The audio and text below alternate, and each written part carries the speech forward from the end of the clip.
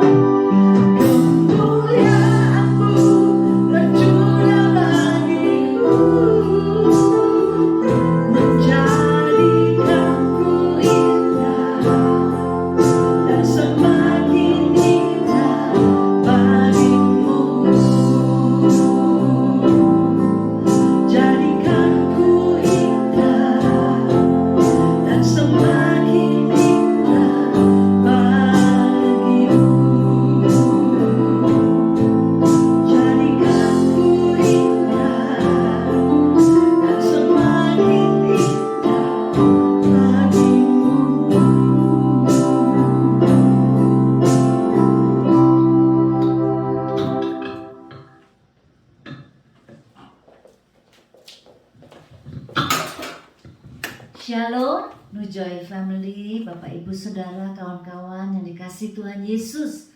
Doa dan harapan saya, saudara mengalami berkat dan penyertaan Allah yang berkelimpahan, yang sempurna. Puji Tuhan, saya mengucap syukur karena kita bisa bersama-sama mencari Tuhan saat ini. Saudara, biarlah hati dan pikiran kita boleh fokus kepada Tuhan dan kita boleh memikirkan perkara-perkara surgawi. Puji Tuhan, mencari Tuhan itu jauh lebih berharga dari apa yang ditawarkan oleh dunia ini. Saudara, dunia ini sudah semakin melenceng jauh dari Tuhan. Tetapi biarlah kita, orang-orang yang sudah ditebus oleh Tuhan, boleh semakin dekat mencari Dia selalu. Saudara-saudara, saya rindu kalau hidup kita boleh menghadirkan kerajaan surga dalam hati terutama, dan juga kerajaan surga dalam rumah tangga kita, dalam keluarga kita masing-masing. Biarlah kita boleh merasakan bagaimana Tuhan menyertai kita dan Dia memanggil kita untuk menjadi terang di dalam dunia ini, di dalam hidup ini. Biarlah Tuhan itu yang sanggup mengubah hati kita ini, bisa sanggup diubah oleh Tuhan. Kita rindu kalau Tuhan boleh terus menaruh beban di hati kita, memakai kita untuk mencari jiwa-jiwa yang hilang. Saudara, mari kita memulai ibadah kita. Kita membaca panggilan berbakti yang mengingatkan kita bahwa keselamatan tidak ada di dalam siapapun. Kisah Para Rasul 4 ayat 12. Mari kita baca bersama-sama. Dan keselamatan tidak ada di dalam siapapun juga selain di dalam Dia. Sebab di bawah kolong langit ini tidak ada nama lain yang diberikan kepada manusia yang olehnya kita dapat diselamatkan.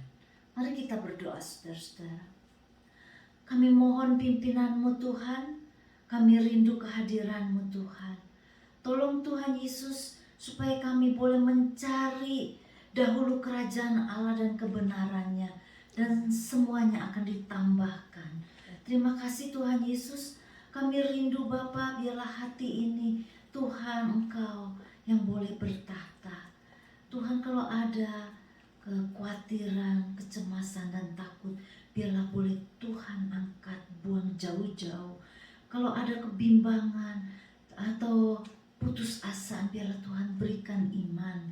Kalau masih ada amarah, Tuhan, biarlah Engkau ganti dengan kasih-Mu. Kami rindu supaya kasih dan damai sejahtera, sukacita oleh Roh Kudus boleh ada di dalam hidup kami berlimpah-limpah. Tuhan Yesus, terima kasih Bapa. Kami rindu Tuhan, hidup kami boleh dipakai Tuhan menjadi alat-Mu. Kami rindu mencari kehendak Tuhan dalam hidup kami. Dan kami mau bekerja sama, menjadi kawan sekerja Tuhan, supaya kami bisa rindu, terbeban dengan jiwa-jiwa yang hilang. Bapa di surga, berbicaralah kepada kami. Kami rindu Tuhan isi dengan kebenaran firman-Mu. Kami rindu Tuhan Yesus, Engkau beracara di tengah-tengah kami. Kami rindu untuk memuji Tuhan, meninggikan nama-Mu. Biarlah Tuhan pakai saat ini yang istimewa ini.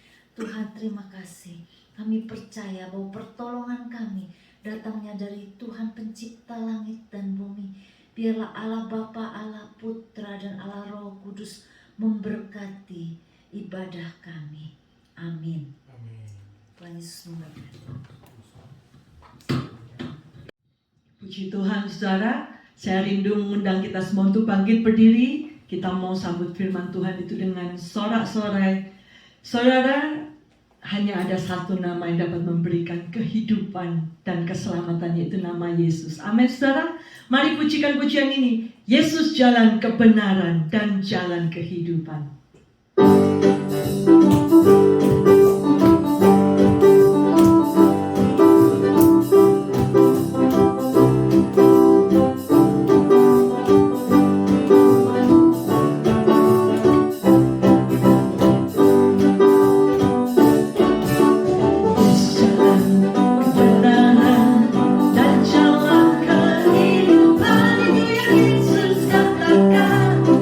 Aku percaya, amin.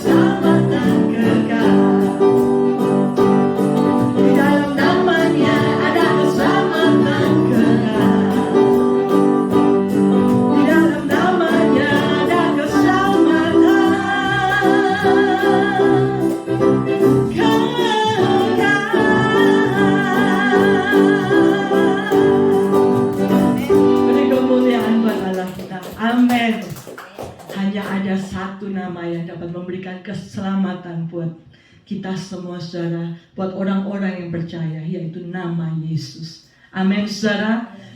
Saat engkau rindu kerajaan surga datang kepadamu, bagaimana kau menemukan kerajaan itu? Hanya melalui Yesus, satu-satunya jalan. Amin. Silakan duduk saudara. Puji Tuhan. Kita akan persiapkan hati kita mendengarkan firman Tuhan. Kasih-Nya terlalu besar hingga Dia rela mati, mengorbankan dirinya untuk menyelamatkan setiap kita. Mari naikkan pujian ini. Terlalu besar kasih-Mu Bapa.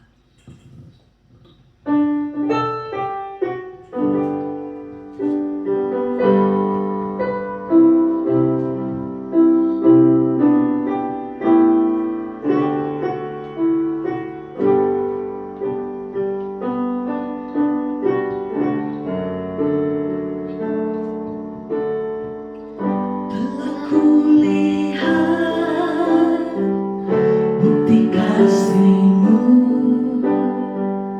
Kau mendengar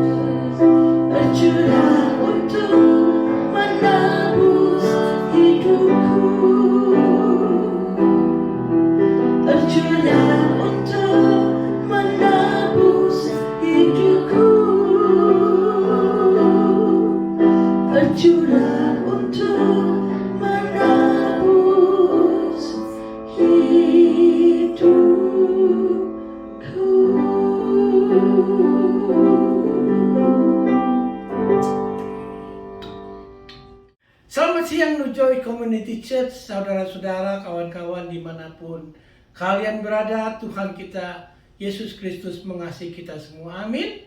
Ya, pada siang hari ini saya akan mengkhotbahkan satu perikop, tetapi hanya 3 ayat saja dari Matius pasal 13 ayat 44 sampai 46. Ya, saudara, saya mempunyai pertanyaan.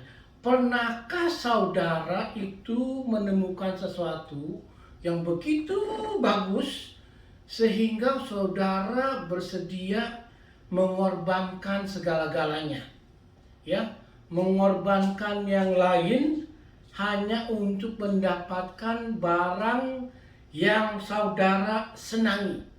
Pernah nggak? Pasti kita pernah, ya. Dan saya ingat dulu pada waktu masih kecil, saya dengan ibu ada di rumah siang hari. Lalu saya melihat ada orang lari-larian. Ternyata mereka berteriak, kebakaran, kebakaran. Lalu saya melihat ke belakang itu, ternyata ada kebakaran besar sekali, saudara-saudara. Ya, pada waktu itu ibu saya sedang mandi. Sehingga waktu saya bilangin, "Bu, ada kebakaran, Ma, ada kebakaran." Lalu dia keluar, yang pertama kali dia ingat itu apa, saudara-saudara? Mesin jahitnya. Ya. Karena mesin jahit itulah yang membuat ibu saya itu, mama saya itu, yang dia sangat sayangi.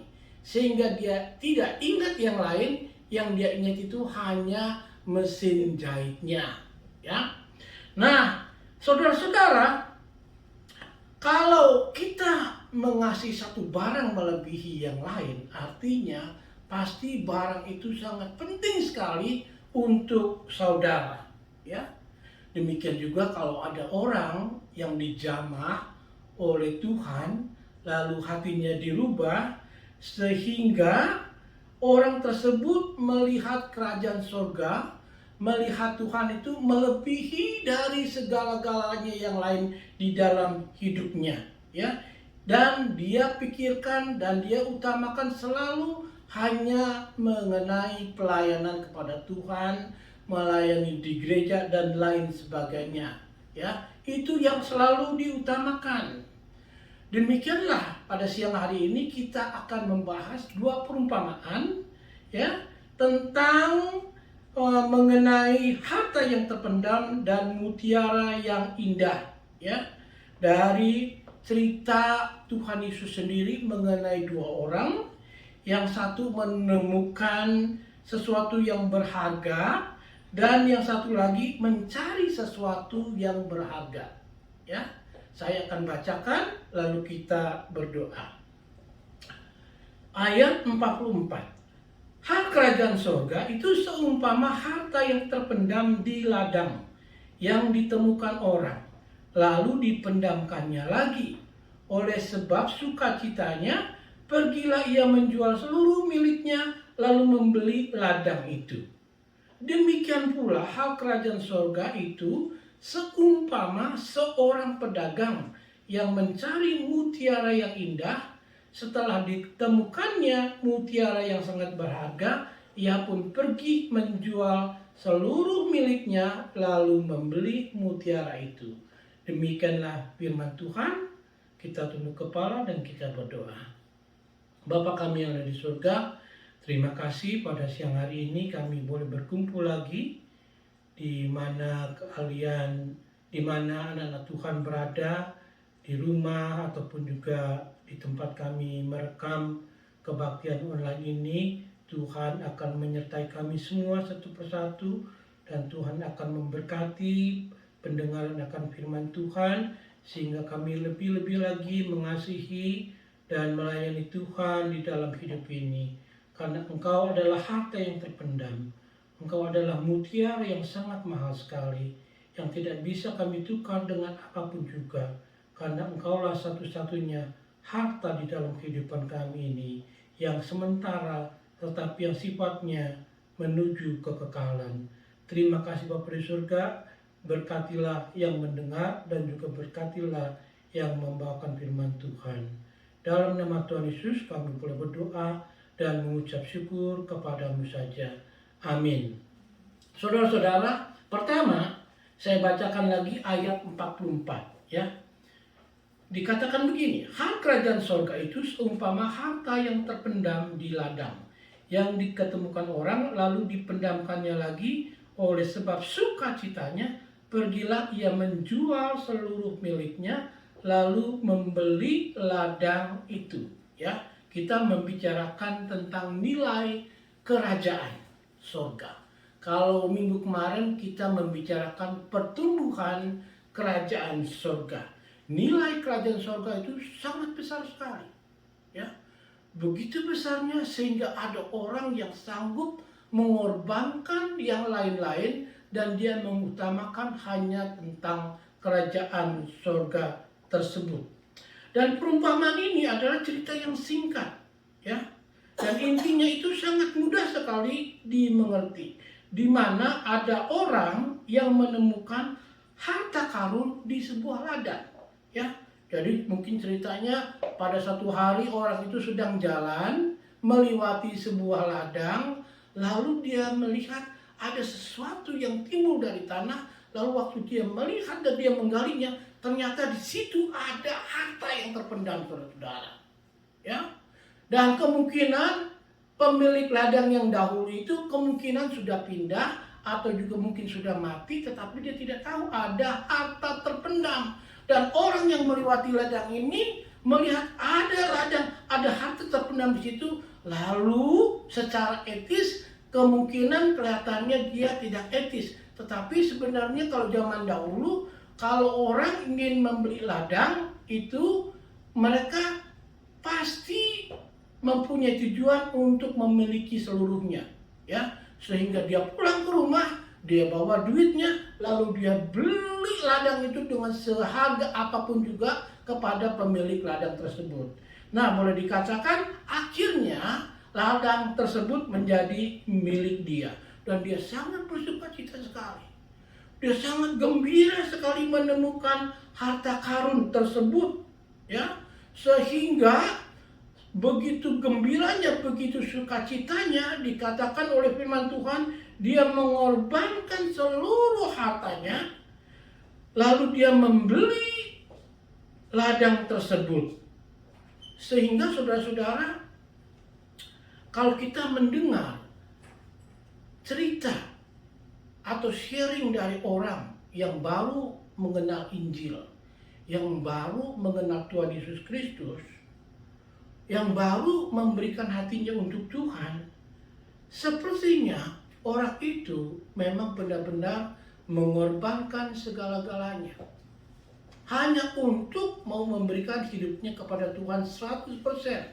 Karena itu ada orang yang dulunya businessman, yang mungkin juga dulu ada orang yang pemimpin agama lain. Setelah mereka mengikut Tuhan Yesus, mereka mengorbankan segala-galanya, lalu sekarang mereka mengikuti Tuhan Yesus sebagai juru selamatnya. Bukan artinya di dalam cerita ini orang tersebut membeli ladang lalu mengartikan bahwa orang itu bisa memberikan keselamatan. Tidak. Keselamatan itu merupakan anugerah. Tetapi Tuhan Yesus itu pernah mengatakan di Lukas 14 ayat 33 ditulis begini. Demikian pula lah tiap-tiap orang di antara kamu yang tidak melepaskan dirinya dari segala miliknya tidak dapat menjadi muridku. Saudara-saudara, mengikut Tuhan Yesus itu membutuhkan total komitmen, ya. Sehingga dikatakan dalam firman itu dia menjual seluruh miliknya, lalu dia membeli ladang tersebut yang mempunyai harta karun tersebut. Ya, harta karun itu adalah Tuhan Yesus Kristus sendiri.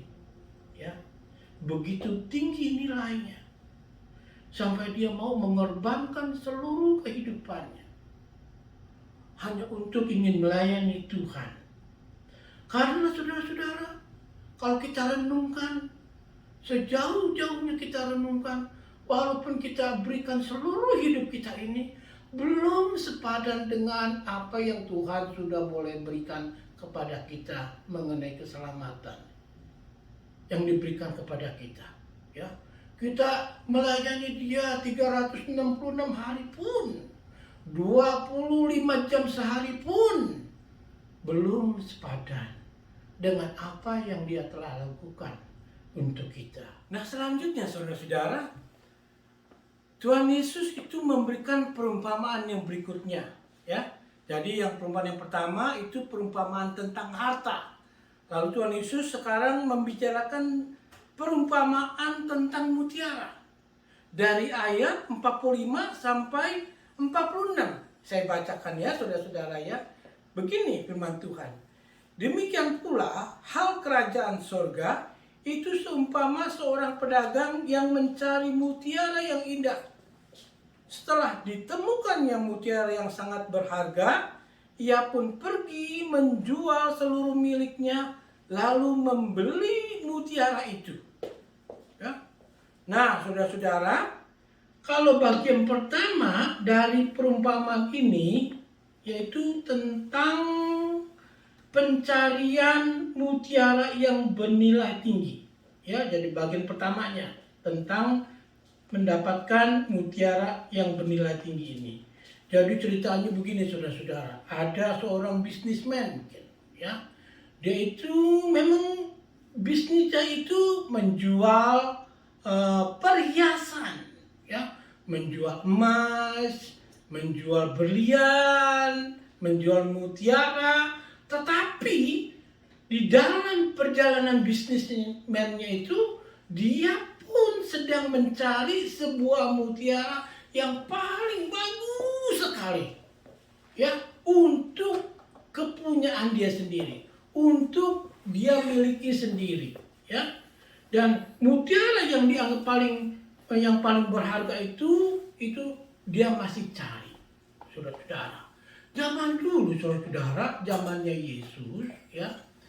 Kalau zaman Yesus itu orang sangat menghargai mutiara, ya. Kalau zaman kita sekarang menghargai berlian, menghargai emas, ya. Tetapi zaman Yesus itu mutiara adalah perhiasan yang sangat bernilai tinggi. Sehingga bisnismen ini sambil jualan jewelry, jualan perhiasan, dia sedang mencari mutiara yang paling indah, yang paling terbaik, yang paling berkualitas dan nilai yang sangat tinggi sekali. Nah, begini saudara-saudara, kalau perumpamaan yang pertama tentang harta karun, ya, orang itu sedang melewati ladang, dia tidak mencari, tetapi dia bertemu dengan sebuah harta. Tetapi perumpamaan yang kedua ini, bisnismen itu mencari sesuatu, yaitu mutiara yang sangat berharga sekali. Jadi kalau saudara-saudara, kalau kita pikir-pikir, lihat orang Kristen ya, ada orang yang tidak mencari Tuhan Yesus, bertemu dengan Tuhan Yesus. Betul, ya. Ada orang yang dari agama lain tidak mencari Tuhan Yesus, tetapi mencari kebenaran, bisa bertemu dengan Tuhan Yesus.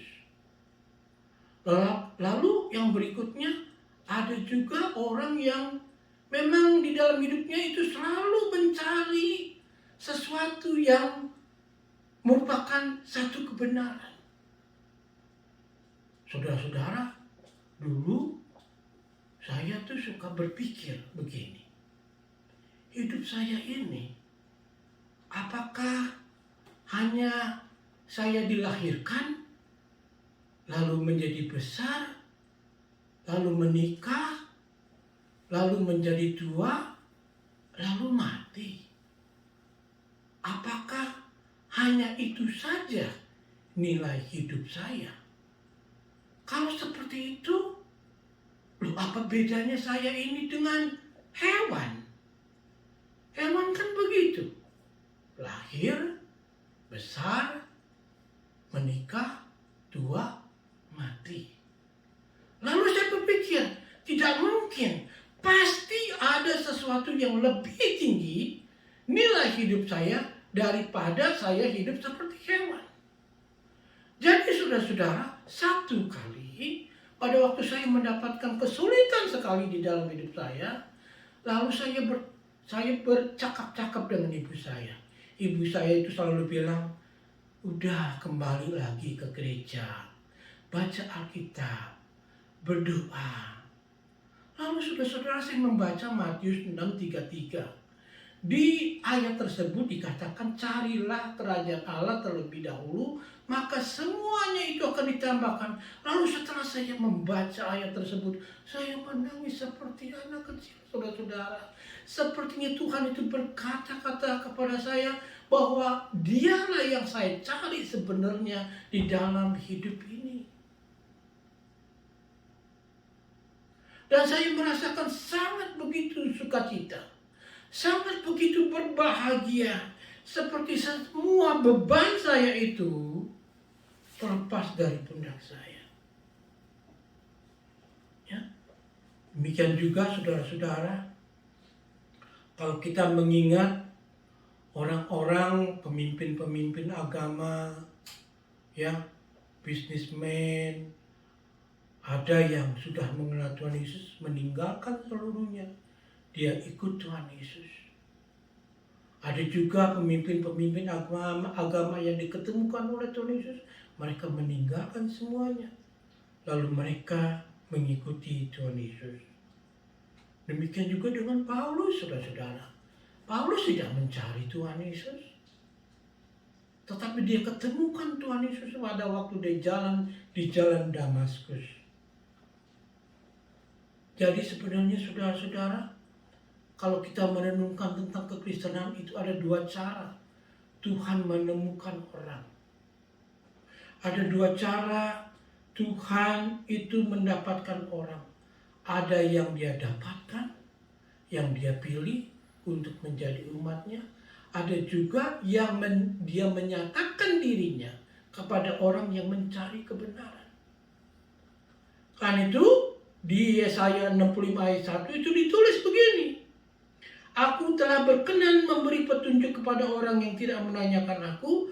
Aku telah berkenan ditemukan oleh orang yang tidak mencari aku. Aku telah berkata, ini aku kepada bangsa yang tidak memanggil namaku. Itu yang mengartikan perumpamaan harta karun yang tersembunyi di ladang, yang dimana orang tersebut sedang melewati ladang, lalu dia menemukan satu harta karun. Demikian juga Tuhan berkata di Yeremia 29 ayat 13, apabila kamu mencari aku, kamu akan menemukan aku. Apabila kamu menanyakan aku dengan segenap hati. Itu yang mengartikan perumpamaan yang kedua, tentang pedagang yang mencari mutiara yang bagus sekali. Dia menemukan Tuhan. Demikian juga saudara-saudara, pada waktu kita mencari makna tujuan hidup ini, sayangnya kita selalu mencari di tempat yang salah. Padahal kita bisa dapatkan di dalam Tuhan Yesus. Sehingga bagian kedua dari cerita tentang orang yang mencari mutiara ini, dia mendapatkan mutiara yang sangat berharga. Pada waktu dia menemukan Yesus, seperti dia menemukan satu mutiara yang dia sedang cari-cari. Mutiaranya mutiara, kakeknya mutiara boleh dibilang. Yang paling berharga, yang paling megah, yang paling indah, yang paling cantik, yang berkualitas sangat tinggi sekali. Yang tidak dimiliki orang lain. Hanya dia saja yang dia miliki. Hanya dia yang memiliki mutiara tertinggi itu. Yaitu dia menemukan Tuhan Yesus Kristus sebagai miliknya. Dan setelah dia menemukan mutiara itu, dikatakan apa? Dia menjual seluruh miliknya untuk membeli mutiara tersebut. Karena itu pada waktu kita menemukan Tuhan Yesus, atau Tuhan Yesus menemukan kita, Tuhan membutuhkan kita komitmen kepada Dia. Karena mengapa? Karena begitu besar nilainya. Kita tidak bisa sembarangin. Kita tidak bisa remehkan. Begitu besar dan begitu tinggi nilainya. Walaupun kita berikan hidup ini seluruhnya kepada Dia, belum sepadan dengan apa yang Dia sudah lakukan untuk kita. Walaupun kita mempunyai harta segudang banyaknya, kita berikan belum sepadan dengan keselamatan yang diberikan kepada kita. Begitu berharganya kerajaan Allah itu, saudara-saudara. Mengapa bisa begitu? Karena saudara-saudara, kita sebagai manusia, kita sudah mempunyai insting. Kita sudah mempunyai naluri.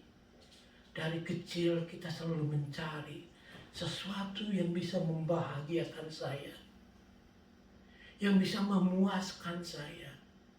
Demikian juga setelah kita dewasa, kita selalu mencari yang bisa membahagiakan, yang bisa membuat saya bahagia, membuat saya puas. Tetapi saudara-saudara, tidak bisa kita ketemukan selain kalau kita menemukan Tuhan Yesus Kristus sebagai jawabannya. Karena setelah kita menemukan Yesus Kristus itu, sepertinya kita mengenal hikmat. Karena itu kalau kita mempelajari Alkitab, hikmat itu dengan keselamatan itu hampir seperti saudara kembar, saudara-saudara. Kalau kita mendapatkan keselamatan, langsung kita mempunyai hikmat tentang kehidupan, tentang jalan kehidupan, tentang terang kehidupan. Dapati hikmat itu, terima keselamatan itu, saudara-saudara. Ada satu orang kudus namanya Saint Jude. Dia begitu dipakai oleh Tuhan dengan luar biasa. Dia pernah berkata begini di dalam bahasa Inggris. Show me the light. I will build you a sign. Tunjukkan terang kepadaku. Maka aku akan membangun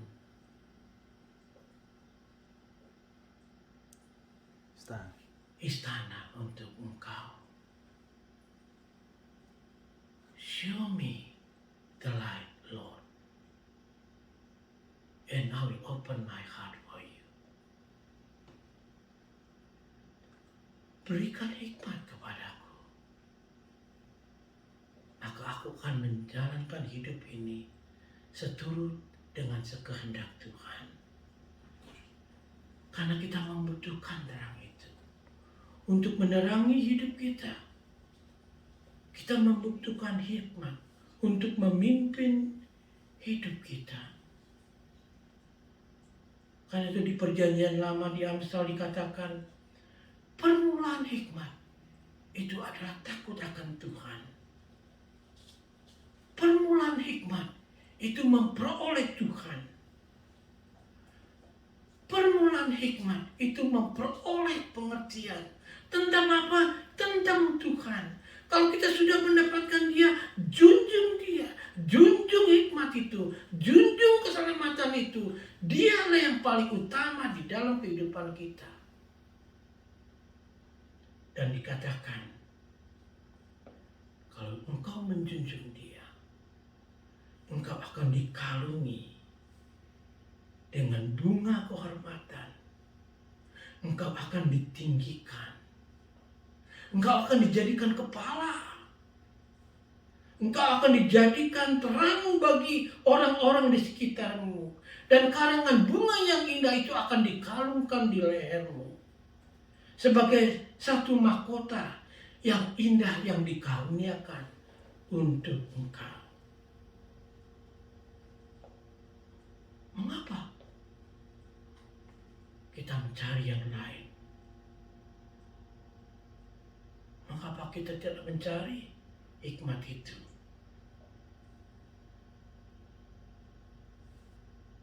Kalau kita mengenal Tuhan Yesus, Dia akan merubah hidup kita. Dia akan merubah kita setiap hari. Saudara akan menjadi orang yang baru. Ya.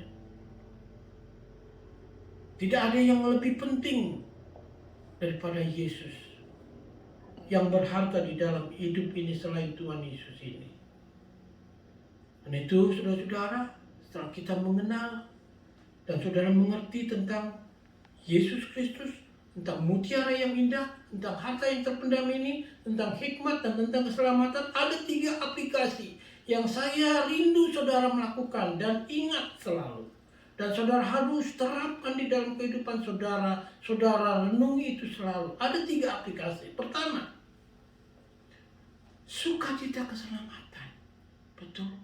Pada waktu kita mendapatkan sukacita, itu artinya kita sudah mendapatkan keselamatan daripada Tuhan. Keselamatan sukacita itu, sukacita keselamatan itu tidak bisa dibandingkan dengan apa yang lain-lain. Tidak bisa dibandingkan dengan sepertinya kalau orang memberikan uang segitu banyak, ya tidak bisa dibandingkan dengan yang lain-lain. Karena begitu sukacitanya tentang keselamatan itu. Ya. Dan keselamatan itu seperti mutiara. Keselamatan itu seperti harta yang terpendam. Lalu kita buang semuanya. Kita junjung tinggi keselamatan itu. Lalu yang kedua, begitu pentingnya kehidupan kekal yang luar biasa. Kembali lagi seperti kesaksian tadi mengenai diri saya sendiri. Saya mempunyai pertanyaan, apakah sampai di sini saja hidup saya di dalam dunia? Kalau saya sudah mati, lalu saya meninggal dan saya finish? Tentu tidak. Pasti ada yang lebih mulia. Yaitu di dalam Kristus ada kekekalan. Ada hidup yang kekal. Hidup sementara di dunia ini tidak bisa dibandingkan dengan kehidupan abadi yang begitu panjang, yang tidak terukur panjangnya. Dan yang ketiga yaitu tentang keagungan Yesus Kristus yang melampaui batas. Yesus melebihi dari orang yang paling terkenal. Yesus melebihi dari orang yang paling hebat. John Lennon dulu pernah mengatakan, aku lebih terkenal daripada Tuhan Yesus Kristus. Lalu besoknya dia tertembak, saudara-saudara. Saya dulu di kelas pernah dikasih satu ilustrasi oleh guru saya. Guru saya itu memberikan satu gambar. Di dalam gambar itu ada sekumpulan tengkorak. Lalu dia bertanya, so murid-murid tunjukkan tengkorak yang mana adalah tengkorak seorang raja, seorang terkenal, dan tengkorak yang mana adalah tengkorak rakyat jelata. Tidak ada yang bisa menjawab, karena semuanya sama. Saudara-saudara, semuanya sama. Tetapi bagi orang yang mati di dalam Tuhan itu berbeda. Orang yang mati di dalam Tuhan itu sangat berharga. Karena dia akan mendapatkan hidup yang kekal. Karena dia akan bersama-sama dengan Tuhan Yesus Kristus.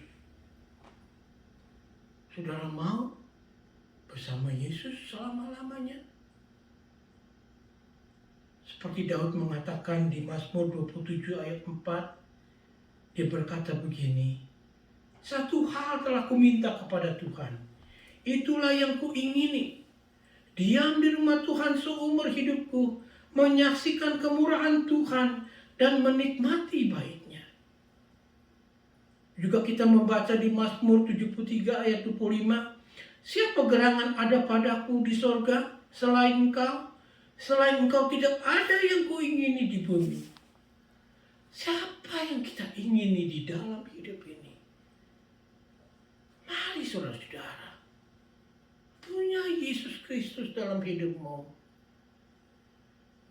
Kalau engkau mendapatkan satu harta terpendam, engkau mendengar khotbah ini, anggap saja itu merupakan kesempatan saudara mendapatkan harta yang terpendam, yang nilainya seperti mutiara yang paling agung. Dan saudara ikuti dia seumur hidup saudara. Demikian juga Rasul Paulus di Filipi 3 ayat 7-8 dia berkata begini, tetapi apa yang dahulu merupakan keuntungan bagiku, sekarang kuanggap rugi karena Kristus. Malahan segala sesuatu kuanggap rugi karena pengenalan akan Kristus Yesus Tuhanku lebih mulia daripada semuanya. Oleh karena dialah aku telah melepaskan semuanya itu dan menganggapnya sampah supaya aku memperoleh Kristus. Saya dulu sebelum mempunyai Yesus Kristus, saya mempunyai kemampuan untuk berhasil. Saya menjadi pendeta bukan orang yang karena saya bodoh menjadi pendeta. Ya, nah, saya mempunyai banyak peluang untuk berhasil dalam hidup ini. Tetapi setelah saya mengenal Yesus Kristus, saya buang segala-galanya. Saya mau berkomitmen melayani dia. Ya? Karena kita tahu, saya tahu Yesus Kristus itu adalah Raja di atas segala raja. Tuhan di atas segala Tuhan. Dia mati untuk saudara. Dia mati untuk menebus kita. Dia begitu indah. Dia begitu berharga di dalam kehidupan kita. Cari apa lagi, saudara-saudara, dalam hidup ini? Cari Tuhan. Kalau Tuhan mendapatkan saudara, utamakan dia di dalam hidupmu. Bukan artinya saudara harus meninggalkan keluarga saudara, saudara tidak harus bekerja lagi. Saya tidak mengajarkan seperti itu. Tetapi saya harap saudara mengerti. Dalam hidup ini, kita membutuhkan sesuatu yang lebih tinggi daripada kita. Dan saya jamin, kalau saudara mempunyai dia, saudara akan mendapatkan satu sukacita yang tidak bisa dibandingkan dengan yang lain-lain. Kesimpulannya, saudara-saudara,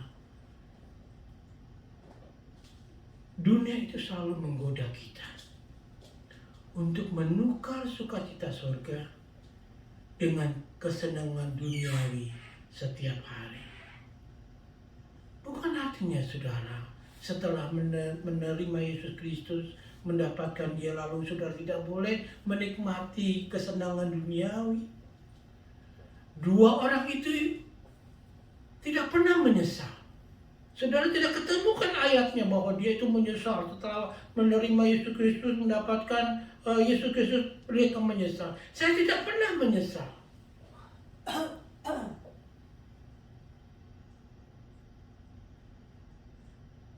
Karena Tuhan Yesus tidak menyuruh kita tidak boleh menikmati, tetapi kita tidak boleh tertarik dengan dunia ini, mengenai hal-hal dunia ini. Yang kita harus pikirkan itu tentang kerajaan Allah. Tidak ada yang lebih penting daripada bisa memasuki kerajaan Tuhan. Amin, saudara-saudara. Mari kita berdoa.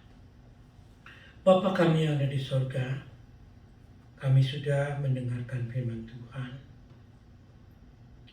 Kiranya bagi orang yang belum mengenal Tuhan sebagai juru selamatnya, biarlah kami doakan supaya orang tersebut bisa didapati oleh Engkau. Dan orang yang mencari sesuatu di dalam hidupnya bisa mendapati Engkau sebagai juru selamat dia. Supaya biarlah seperti orang yang menemukan harta karun dan mendapatkan mutiara yang indah. Demikian juga kami semua mempunyai komitmen yang sungguh kepada Tuhan, yang dimana tidak ada yang lain selain Tuhan di dalam hidup ini. Karena satu waktu nanti kami akan bersama-sama dengan Tuhan di dalam kerajaan Allah untuk selama-lamanya. Terima kasih Bapa di surga. Di dalam nama Tuhan Yesus kami boleh berdoa dan mengucap syukur hanya kepadamu saja. Amin. Demikianlah firman Tuhan, saudara-saudara. Kita akan masuk ke dalam doa syafaat. Kita akan mendoakan vaksin yang sudah banyak sekali beredar, dan juga kita sebagian sudah mendapatkan vaksin, dan kita akan berdoa kapan kita akan kembali bergereja. Dan kemungkinan besar saudara-saudara, sebelum kita semuanya masuk ke gereja, kita masih bisa menggunakan online ini untuk beribadah. Tetapi kalau nanti sepenuhnya kita sudah boleh kembali ke gereja, kemungkinan besar itu ada perubahan, ya. Tapi yang paling utama sekali juga kita ingin berdoa agar anak-anak itu boleh kembali sekolah secepatnya. Bisnis-bisnis dibuka dan bulan depan, ya, restoran-restoran itu sudah mulai dibuka dan banyak sekali yang sudah boleh menjalankan kehidupan yang lebih baik dan lebih biasa seperti dulu. Dan juga kita akan berdoa untuk negara Amerika, negara yang kita cintai, untuk Presiden Biden, demikian juga untuk wakilnya Kamala Harris, dan juga untuk Indonesia, negara Indonesia yang kita cintai, Presiden Jokowi, dan juga dengan menteri-menterinya.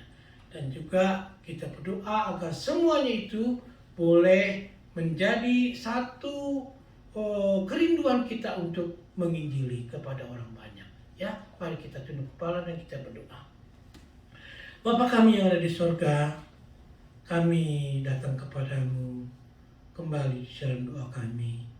Kami ingin berdoa untuk gerejamu, Joy Community Church, ya Tuhan Yesus, di mana kami sudah dekat untuk kembali lagi untuk bergereja.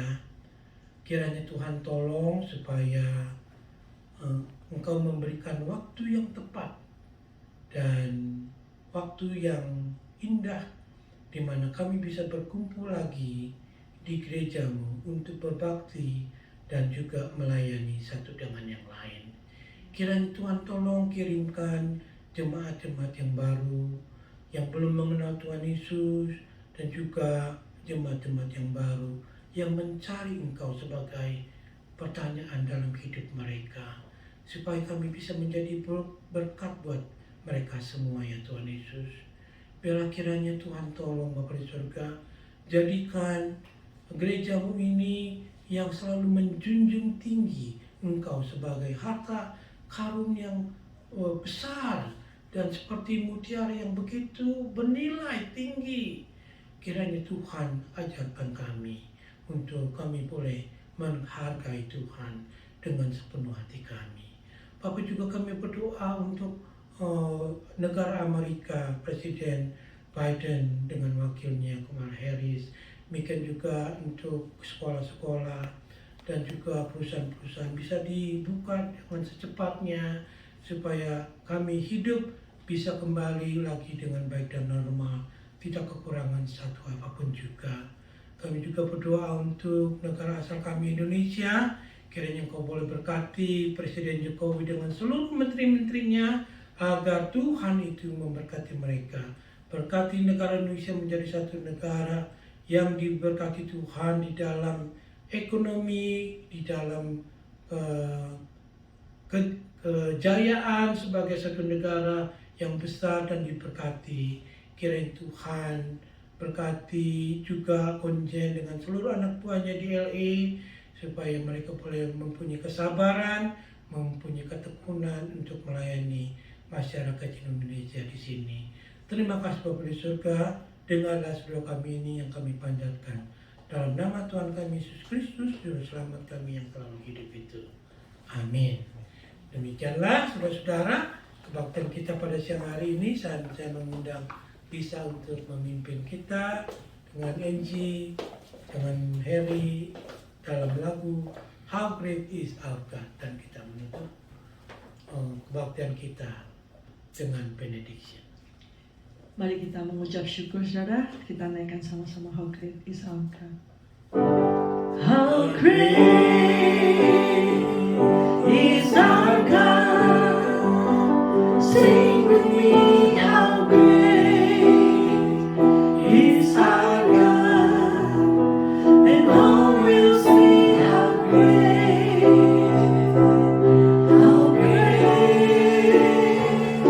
is our God.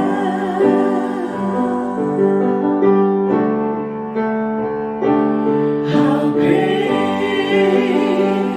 is our God. Sing with me, how great is our God. And all will see how great